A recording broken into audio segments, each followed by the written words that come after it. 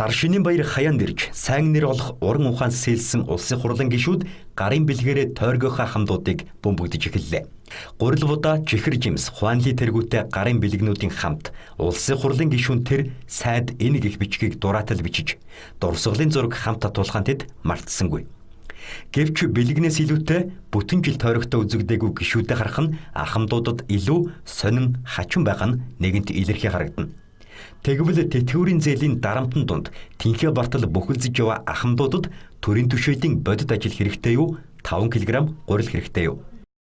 Одоо нэг ийм л юм өгсөн шүү дээ. Нэг сүү өгч байна. 5000 цаастай. Энэ юм өгч байна. Тий, энийг аваа явж байна. За юм өгөх нь яах вэ? Өгөх нь гол биш. Юмаа л хийж яавал одоо болоо да. Ер нь юм хийж байгаа гэж бодож байгаа юм. За одоо манайд одоо лумдаа жансан гишүүн байдгийн одоо уг нь авч ууг сэтгэл байсан нэг ажил төрн болохгүй байгаа байлгүй дээ нэг яг бидэнд амьдралд наалтчихаар хийсэн юм одоохон даалгал байна. Гэхдээ ийм юм өгөш бидэнд нэг чиглэсэн арай нэг доривтай божтой тэгсэн мөртлөө ахмадуудаа нэг алаг үтчихгүй. Өгсөн бол бүгдээрэнд нь одоо тэр нэг насны хишиг гэлч настан байхад чинь настаа дундуур нь таслаа тагсна гэхгүй шээ. Өндөр насангуудаар араа нэг цогцолуулаад нэг 5 кг гурил өгсөн. Чиглэлсэн ажил хийх нь чухал. Тий. 5 кг гурил бол одоо яг өнөө маргацтай бол бид нар бас нэг хүчтэй байгаа шүү дээ. Энэ л мэддэхгүй юм биш шүү дээ. Юм хийхгүй. Наацханд одоо энэ замын альтрага цэвэрлэхгүй. Гэр ороолаа. Төв зам болоод яах вэ тэгэл тусдаа цэвэрлдэг улсуутай. Гэр ороод чинь одоо бид нар одоо альтарч одоо килограмм агуулчих гээд одоо хэцүү байгаа шүү. Тэрийг одоо хилээд байх тэрээс хороод өөргүүд бол цэвэрлдэг юм аа. Тэгэл одоо хороонд л байдаг тэгээд намайг ирсэн тоохчгүй юм шүү дээ. Бөөгн тээврийн байгууллагад 40 жил ажилласан. Ихтэй бас ахмад руу чиглэсэн ажил хийхэн зөвлөдөө.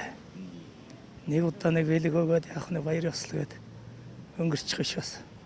Бодит ажил нь хэрэгтэй шүү дээ. Тэр 3 будаг яах юм идэл 1-2 өдөр л идэнэ үсттэй. Ганцаараа бол яах хүүхдүүдтэй бол тэгэл 1-2 өдөртөө идэл байхгүй болно шүү дээ. Дэмжлэгт байна гэдэг чинь хамгийн хэрэгцээтэй л гэж бодож байна. Ахмадууд 2-3 хоног хэрэглэх уут гурилнаас илүү 20-30 мянган төгрөгийн болов тэтгэврийн нэмэгдэл ахмадуудын төлөх бодит ажил хэрэгтэй байна гэдгийг энхүү хэлж байна. Тэгвэл торгон дээлэр гойж тойрогтой ажиллаж байгаа нэрийн дор хэд 3 хуанли хийсэн ажлын тайлан гих хідэн хуудас комик ном гурил будаа сэлтгэн тарааж яваа улсын хурлын гишүүд өөрсдийнхөө энэ үйлдэлийг юу гэж тайлбарлах вэ?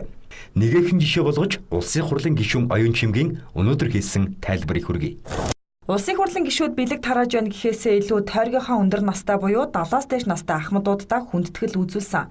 Мэдээж бусад улсын хурлын гишүүд тойргийнхаа ахмадуудад хүндэтгэл үзүүлж байхад манай тойргийн ахмадууд ч гэсэн бидэнд яагаад хүндэтгэл үзүүлэхгүй байна вэ гэж бодно. Иймээс л хүндэтгэл үзүүлсэн. Үзүүлэхдээ хийсэн ажлынхаа тайланг өгсөн болохоос биш элсэн чихэр будаа гурил тараах биш шүү дээ. Энэ зардлыг улсын хурлын гишүүд хувьяасаа зохицуулдаг. Ардчилсан намын гишүүд ч гэсэн борцог тараагаад л явж байна. Бэлэг гэхээсээ хүндэтгэл гэж харах хэрэгтэй. Бүх гишүүд ийм л хүндэтгэл үзүүлж байгаа. Сүүлийн 20 жил явж ирсэн жишг. Амьдрал нь тартагтаа тулж яваа иргэддээ 5 кг гурил тарааж гандангийн тагтаа хооллож байгаа мэт аашлах нь үнэндээ хүндлэлүү доромжллоо. Уг нэргэддээ нэг уут гурил тарахаас илүүтэй уут гурилаа өөрсдөө авч чаддаг болтол нь цалин тэтгэврийг нэмж эдийн засгаа сайжруулах нь төрийн түшээдийн жинхэнэ хийх ёстой ажил байлтай.